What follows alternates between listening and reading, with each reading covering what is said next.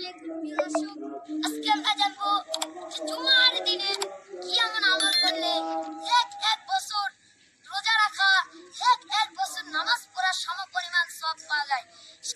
সে আমলটি কি? ওই যে একটি ছাত্র, আমরা তার কাছে জেনে নেব। আসসালামু আলাইকুম। ওয়ালাইকুম আসসালাম।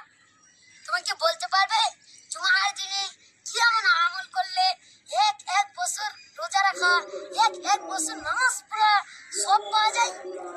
অবশ্যই বলতে পারবো। তাহলে শোনো, সুন্নত অনুযায়ী গোসল করা। নাম্বার 2, সকালে অন্য দিন অপেক্ষা তাড়াতাড়ি ওঠা। নাম্বার 3, মসজিদে পায়ে হেঁটে যাওয়া, বাহনে চড়ে না যাওয়া। নাম্বার 4, ইমামের কাছাকাছি বসার চেষ্টা করা। নাম্বার 5, খুতবা মনোযোগ সহকারে শোনা। নাম্বার 6, নিজের কাপড় বা চুলের সাথে খেলা না করা। নাম্বার 7, আগের কাতার পরিপূর্ণ হয়ে গেলে পার হয়ে আগে গিয়ে না বসা। নাম্বার 8, পরিষ্কার কাপড় পরিধান করা। নাম্বার 9, মসজিদে তাড়াতাড়ি যাওয়ার চেষ্টা নেওয়া।